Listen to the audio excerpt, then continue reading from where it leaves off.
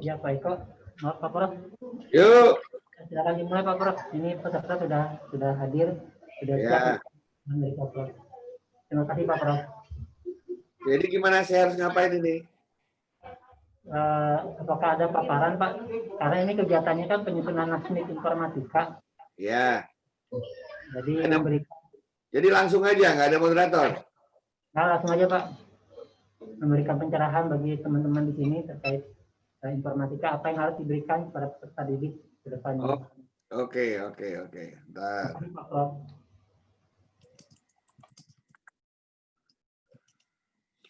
Suara saya terdengar jelas ya? Jelas, Pak. Ada beribu orang di sana, berapa ribu orang di sana? Saya biar tahu, bisa punya gambaran. Berapa juta orang di sana? 20 juta. Oke. Bentar ya, saya share dulu. Kelihatan nggak? Kelihatan, Prof. Kelihatan ya. Oke. Waktu saya presentasi berapa semester? Silakan, Prof. Cukupnya, Prof. Nanti mungkin ada sesi tanya jawab dari teman-teman, Prof ya. Oke. Mungkin di 30 menit terakhir mungkin. Pak Heru, berapa orang di situ sekarang? Ada banyak, Pak, sekitar 30 orang, Pak. Oke, sip. Selamat pagi 30 orang kurang lebih yang ada di sana karena saya tidak bisa melihat. Selamat siang, salam sehat untuk semuanya. Saya diminta untuk presentasi mengenai implementasi informatika dari kacamata saya selaku praktisi dan juga selaku akademisi. Nah, Prof, Pak paman saya nggak tahu sudah atau belum, Om Ono. Mungkin nanti setelah atau sebelum, saya tidak tahu. Tetapi intinya kemarin saya dikasih tahu bahwa fokus dalam implementasi kita tidak bicara kurikulum lagi. Oke, saya akan fokus ke implementasi informatika. Dan saya akan mulai dari sejarahnya dulu karena banyak orang tuh mengimplementasi tanpa tahu konteksnya. Nah, konteksnya saya akan berikan dulu, baru nanti di belakang saya beritahukan cara kita mengimplementasi. Ya. Pada suatu ketika di Senin 3 Agustus 2020 kemarin, Pak Presiden mengatakan mengenai perencanaan transformasi digital. Di situ dia mengatakan bahwa Indonesia memerlukan 9 juta orang ya talenta digital dalam 15 tahun. Kalau 9 juta dalam 15 tahun, itu artinya dalam 1 tahun kita perlu mempersiapkan 600.000 orang. Nah, 600.000 orang itu kalau Anda mau punya bayangan, itu sama dengan seluruh kampus dengan jurusan informatika dari semester 1 sampai semester akhir, hari ini diwisuda semua. Nah, itu 600.000 jumlahnya. Berarti tahun depan udah kosong, nggak ada lagi gitu ya. Artinya kita ini baru 1/5-nya, 20% dari yang kita miliki yang seharusnya dari untuk transformasi digital tersebut. Ya, jadi talenta digital kita sangat kurang. Ya, itu yang pertama biar Bapak Ibu bisa tahu. Ya. Nah, kemudian ditanyakanlah oleh Bapak Presiden, dapatkah kita Indonesia menyiapkan talenta digital di bidang informatika untuk menyambut transformasi dan perubahan tersebut? Apakah dunia pendidikan dapat menjawab kebutuhan ini? Atau jangan-jangan dunia pendidikan tidak sanggup sehingga harus kolaborasi dengan berbagai pihak? Nah, disinilah sebenarnya kita membutuhkan terobosan. Makanya salah satu terobosan yang ditawarkan oleh Mas Menteri adalah membawa informatika ke dalam ranah-ranah pendidikan. Kalau perlu dari pendidikan PAUD sampai pendidikan tinggi. Ya, karena kebutuhan tersebut. Ya, jadi ada konteksnya. Nah, kan Pak Presiden mengatakan istilah talenta digital yang oleh kita secara mudah kita asosiasikan saja dengan informatika. Nah, informatika itu kalau kita lihat dari sisi pekerja dari sisi manusia yang dikeluarkan oleh UNESCO itu ada dua istilah, ya, yaitu Information Technology Professional dan Information Technology Enable User, atau dikatakan sebagai ICT Workers dengan ICT Enable Workers. Gambarannya adalah orang yang jago IT sama orang yang jago menggunakan IT. Nah, dua-duanya dianggap sebagai talenta digital yang bisa mengubah sebuah negara. Jadi, saya ulangi, orang yang memang jago IT dengan orang yang jago menggunakan IT. Itu istilahnya ICT workers dengan ICT enable workers. Ya. Zaman-zaman dahulu, zaman-zaman saya itu, ICT workers biasanya dilahirkan oleh pendidikan formal. Kenapa dilahirkan oleh pendidikan formal? Karena jelas harus bisa apanya. Sementara dulu, jago menggunakan IT, itu dilahirkan oleh lembaga non-formal atau informal. Karena orang bisa belajar sendiri, orang bisa ngoprek sendiri, dan lulus atau tidak lulus tidak perlu diuji. Nah, itu dulu seperti itu. Nah, dengan majunya teknologi, maka lembaga formal, non-formal, informal sekarang menjadi satu, menciptakan dua jenis manusia tersebut, yaitu yang jago IT dan jago memanfaatkan atau menggunakan IT. Saya mencoba menangkap apa yang dibutuhkan oleh negara ini adalah kedua-duanya. Ya, jadi 600.000 itu adalah gabungan antara orang yang ahli IT digabungkan dengan ahli menggunakan IT. Nah, ini harapannya kita punya minimum itu 600.000 per tahun. Nah, minimum ya. Nah, inilah yang coba kita ciptakan ujungnya seperti itu. Ya. Nah, kalau kita lihat, saya satu-satu saya masuki ya. Kita mulai dari orang yang jago IT. Dikatakan jago IT itu biasanya kalau S1-nya minimum lulusan informatika. Kampus informatika dari 4.500 itu 1.000-an itu ada jurusan informatikanya itu. Jadi kurang lebih 25% kampus. Sementara di luar sana jumlah profesi ada 200. Ya, padahal di informatika itu ada 5 jenis prodi atau jurusan. Di luar ada lebih dari 200 profesi.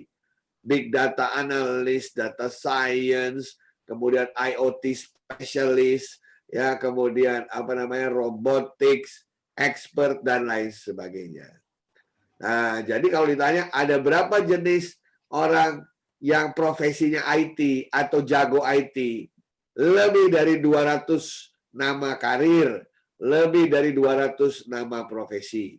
Kalau yang tidak tahu apa itu 200, nanti saya kirimkan bukunya bahasa Indonesia sudah kita terjemahkan. Ya. Nah, sementara yang jago memanfaatkan atau menggunakan IT, mereka tuh belajar secara mandiri. Mereka belajar dari pelatihan, mereka belajar dari eksperimen sendiri, mereka belajar dari YouTube, mereka belajar dari MOOC, mereka uji kompetensi sendiri di LSP, gitu ya. Dan ini banyak sekali dibutuhkan oleh industri sekarang. Misalnya sebagai desainer multimedia, sebagai operator, pengembang animasi, digital marketer, perancang website. Nah, inilah bagian dari 200 yang tadi saya bilang. Nah, ini ceritanya teman-teman sekalian agar Anda tahu bahwa ujungnya itu seperti apa. Ya, sehingga kalau kita mempersiapkan untuk PAUD, SD, SMP, SMA, perguruan tinggi, kita tahu ujungnya nanti seperti apa. Ya. Nah, dari situ saya masuk ke prinsip implementasi informatika dalam dunia pendidikan. Nah, informatika itu sebagai sebuah ilmu tidak berada di ruang hampa. Karena banyak sekali pengajar-pengajar ngajarin IT for the sake of IT.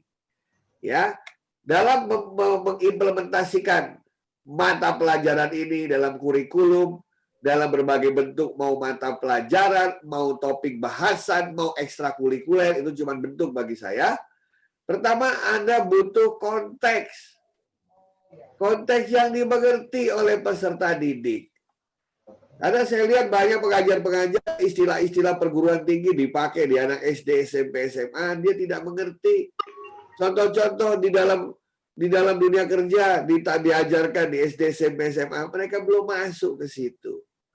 Padahal secara keilmuan Anda bisa mengajarkan logika, algoritma, programmer, apapun namanya, yang sesuai dengan konteks dari peserta didik. Konteks anak SD bermain.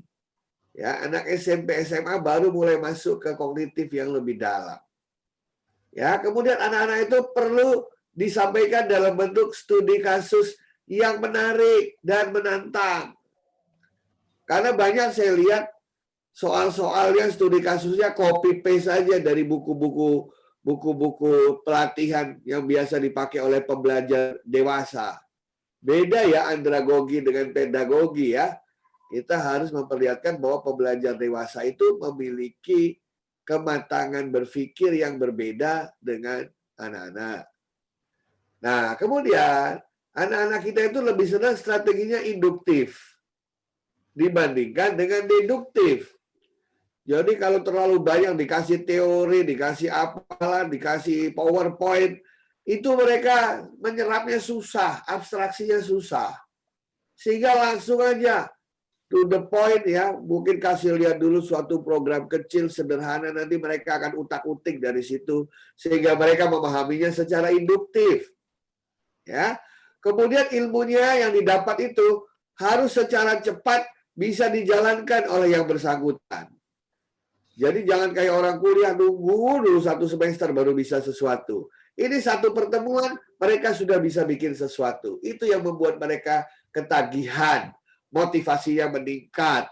Nah, itu pengalaman saya mengajar anak-anak SD, SMP, SMA.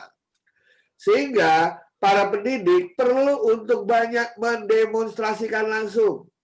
Nah, ini kalau belajar sama om saya itu, Om Ono itu, dia selalu mendemonstrasikan langsung. Sehingga kelihatan ujungnya.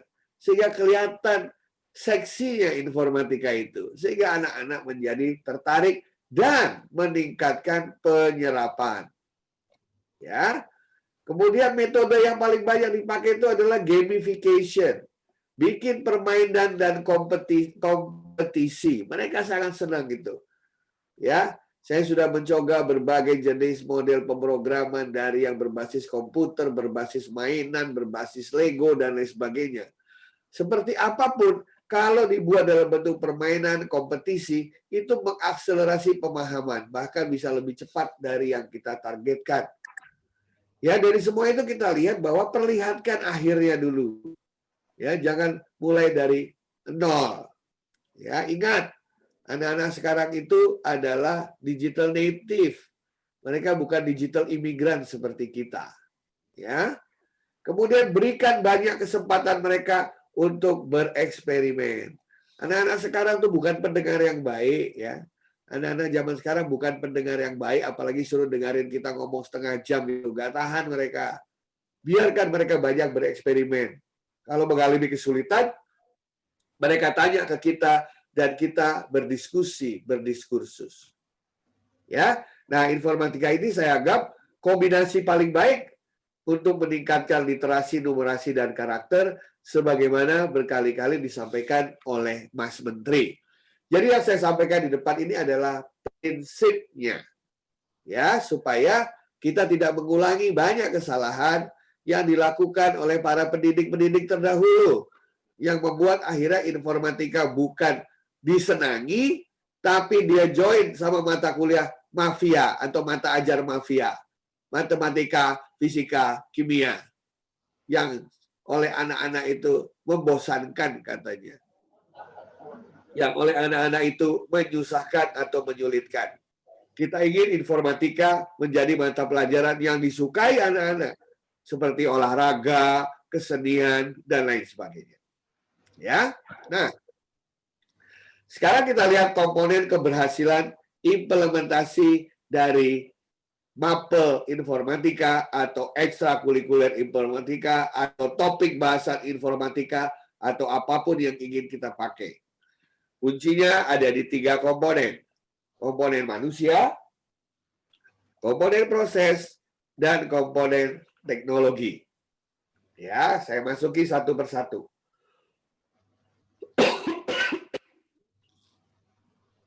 Komponen manusia yang sangat menentukan adalah para pendidik, jelas. Ya, karena anak-anak didiknya sudah digital imigran semua. Nah, pendidik harus memiliki kompetensi dan passion, gairah dalam bidang informatika. Banyak yang tanya ke saya, apakah harus lulusan informatika? Saya orangnya itu liberal. Ya, yang penting dia kompeten. Mau dulu orang informatika atau bukan, yang penting sekarang dia bisa membawa peserta didik menguasai informatika. Makanya saya katakan kompetensi dan passion itu penting. Lulusan informatika bisa dikatakan kompeten, tapi apakah dia bisa mengajar? Apakah dia tidak tahu prinsip-prinsip pedagogi? Apakah dia biasa menularkan ilmunya membuat orang lain lebih pintar dari dirinya? Nah, itu ilmunya bukan ilmu informatika, ilmu pendidikan. Sementara kalau hanya punya ilmu pendidikan saja tidak punya ilmu informatikanya, nanti kalau ditanya siswa jawabnya bagaimana? Ya, kalau siswa mengalami kesulitan terkait dengan ilmunya, bagaimana kita bisa membantu mereka? Jadi dua-duanya perlu. Ya, dia harus tahu mengenai apa yang akan diajarkan, tapi dia juga punya kompetensi mengajar. Nah, itu penting. Karena saya lihat tidak semua lulusan informatika itu adalah pengajar yang baik, atau fasilitator yang baik, atau coach yang baik. Ya, sebaliknya juga seorang pengajar yang baik belum tentu dia bisa mengajar semua mata ajar dengan baik. Ya, itu prinsip. Ya, jadi kompetensi dan passion, minat, ya, bakat, gairah. Mereka juga perlu dibekali dengan yang namanya information, ya, informatics literacy dan digital intelligence. Kenapa dibutuhkan digital intelligence? Karena inilah yang membuat mereka nanti kreatif dan inovatif dalam mengajar. Ya, terus karena informatika ini berkembangnya cepat, mereka harus pribadi yang senang belajar. Ya, ilmu kita ini, ilmu informatika itu perkembangannya hitungannya menitan, setiap menit ada yang baru. Jadi kalau kita tidak suka belajar, ya bukan pribadi yang suka belajar atau open mind, maka akan sulit di sini, terutama di challenge nanti oleh peserta didiknya. Kemudian dia harus mahir menggunakan berbagai tools, baik yang sudah dikenal maupun yang masih baru.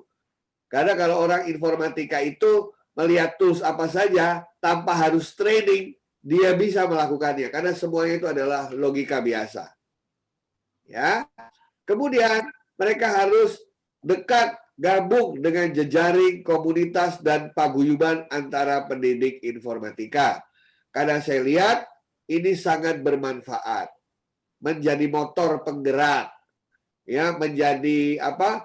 Menjadi tempat mereka bisa saling mengasah dan saling mengasuh gitu. Soalnya kalau tidak kita merasa sendiri. Kalau ada kesulitan kita tidak ada yang membantu. Tapi kalau kita merupakan bagian dari komunitas jejaring para pendidik informatika, kita senantiasa mendapatkan support dan dukungan dari mereka. Itu unsur manusia. Sekarang unsur proses. Nah, dalam konteks informatika, kita anak-anak dan para pendidik terutama, pendidik itu harus dilengkapi dengan ilmu yang saya katakan sebagai pedagogi cyber, pedagogi digital, atau pedagogi online, digital pedagogi, cyber pedagogi, atau online pedagogi. Ini nggak ada di Standar Nasional Pendidikan. Ya, kenapa? Karena banyak guru-guru itu yang masih menggunakan pedagogi konvensional. Dalam pedagogi konvensional, kita menganggap guru adalah salah satu dari sumber belajar. Which is true sampai sekarang. Tapi waktu itu bahan pembelajaran masih sulit dicari.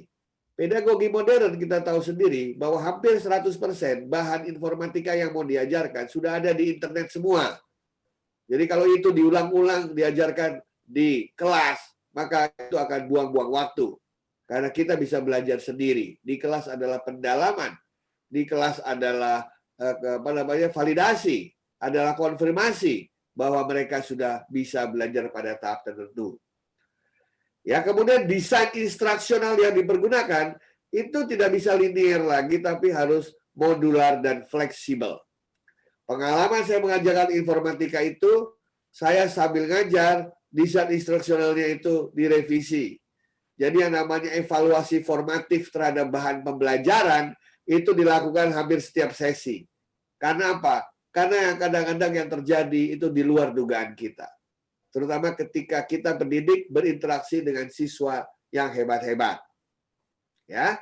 Kemudian ragam metode pembelajaran. Yang selama ini kita cuma bilang teori-teori, problem-based learning, project-based learning, experiential learning, gamification, harus mulai banyak dipakai sekarang. Ya, kita harus mulai melupakan kebanyakan yang modelnya adalah content-based learning. Ya, karena kontennya semua sudah ada free di internet, di YouTube udah ada semua. Bahkan yang ngajar di YouTube lebih menarik daripada guru informatika yang biasa mengajar di kelas. Banyak siswa bilang seperti itu. Nah, blended learning yang dipakai ini tidak saja mencampurkan luring dan daring, tapi sinkronus dan asinkronus juga digabung. Ingat Bapak Ibu sekalian, intinya informatika adalah menyiapkan siswa kita dengan kemampuan logika, kemampuan berpikir algoritmis, kemampuan berpikir sistematis, holistik, komprehensif. Jadi bukan hanya sekedar pintar bikin program, hanya sekedar pintar bikin desain, tidak. Program yang baik itu logikanya bagus. Program yang baik itu algoritmanya bagus. Program yang baik itu melihat dampak dari ujung ke ujungnya. Dan sekarang sudah enak dibandingkan zaman saya dulu. Karena sudah banyak tools yang bisa dipakai untuk membantu melakukan proses pendidikan. Ya, tools programming untuk anak-anak SD sudah ada jenisnya. Permainan yang mengasyikkan. Bahkan yang sifatnya adalah offline, tidak perlu harus online. Mereka bisa belajar informatika. Saya sudah mencoba kurang lebih 20-an tools itu dan sangat mengasyikkan dan tidak kalah dibandingkan dengan kita belajar programming, coding secara online atau secara daring. Dan komponen yang ketiga adalah komponen teknologi itu sendiri. Jangan hanya fokus pada pemanfaatan komputer semata. Karena banyak cara untuk mengajar informatika secara mengasihkan. Ada IoT, ada robot, gitu ya. Kita belajar bisa pakai tablet, bisa pakai device programming kecil. Tidak harus selalu pakai komputer, tidak. Banyak cara yang bisa dipakai untuk bisa membuat informatika menjadi mengasihkan. Ingat, Indonesia tidak hanya Jakarta, tidak hanya kota-kota besar. Indonesia adalah daerah-daerah terpencil juga, di pegunungan juga, yang listriknya terkadang biarpet, dan belum tentu mereka memiliki komputer. Saya menciptakan 5 permainan informatika yang tanpa menggunakan komputer sama sekali. Saya ajarkan untuk mengasah logika dan algoritma dari peserta didik saya. Perkenalkan sebanyak mungkin tools yang bisa diakses, software maupun hardware. Manfaatkan open source sebanyak mungkin, ya, terutama dalam menjalankan revolusi industri 4.0 untuk bikin robot, untuk bikin 3D printer, untuk bikin machine learning, ya, banyak tuh open source-nya. Teknologi itu alat mencapai tujuan, bukan tujuan itu sendiri. Tujuannya adalah anak-anak kita bisa menghasilkan karya, anak-anak kita bisa berkreasi, sehingga bisa mencapai tahapan paling tinggi dari Bloom taksonomi. Dan manfaatkan juga laboratorium virtual, laboratorium simulasi, dan laboratorium animasi. Ya, Anda yang belajar AI, belajar face recognition, tinggal pakai punyanya Google itu gratis. Demikian juga Anda yang ingin belajar programming. Banyak sekali simulator-simulator, emulator-emulator yang bisa Anda pakai secara gratis. Anda juga bisa belajar itu dari kampus-kampus terkemuka dunia tanpa harus membayar. Dan kalau terakhir bagaimana mengintegrasikan teknologi tersebut, informatika tersebut ke dalam kurikulum, ke dalam pedagogi, ke dalam satuan pendidikan, maka saya paling banyak menggunakan kerangkanya UNESCO ICT Framework for Teacher. Kenapa? Karena jika Anda melihat sebelah kiri ini, maka nomor satu adalah mereka harus tahu prinsip-prinsip informatika untuk pendidikan. Setelah ini tahu, barulah mereka bisa menyatukannya ke dalam kurikulum. Dan bagaimana mengassessmentnya. Dari situ mereka akan menjalankan pendidikannya seperti apa, ilmu mendidiknya seperti apa, pedagoginya seperti apa. Baru dari situ kemudian dipilihlah aplikasi-aplikasi yang sesuai untuk menciptakan digital skill. Baru kemudian itu dipakai dalam konteks satuan pendidikan yaitu sekolah. Dan teacher atau guru sebagai pusat, sebagai arsitek proses pembelajaran harus selalu belajar dari hari ke hari. Guru DNA guru itu tanpa ada bantuan pemerintah, dia belajar sendiri. DNA guru itu tanpa menunggu ada training, dia men-train dirinya sendiri. Itulah yang membedakan saya bilang guru informatika dengan DNA seorang guru dengan yang bukan. Ya, mereka haus akan ilmu dan mereka tahu ilmu itu semuanya ada di internet. Tinggal masalah mau atau tidak. Sehingga tugas guru informatika itu pertama adalah membuat anak-anak kita bisa mendapatkan ilmu dengan cara meraihnya melalui IT, kemudian mereka secara mandiri bisa mendalaminya, dan kemudian bisa menciptakan sesuatu yang baru bagi kehidupannya. Mulai dari SD sampai dengan perguruan tinggi sesuai dengan kematangan tahapan usianya masing-masing. Bapak Ibu yang pengen tahu detail nanti ini juga saya kirim. Anda bisa lihat di dalam ini tahapan-tahapan secara detail, contoh-contoh secara detail, indikator-indikator secara detail untuk mengintegrasikan informatika dalam beragam konteks pendidikan. Dan kalau saya boleh simpulkan, ternyata kalau ini adalah pendidik, ya, ini pendidik, idealnya mereka itu memiliki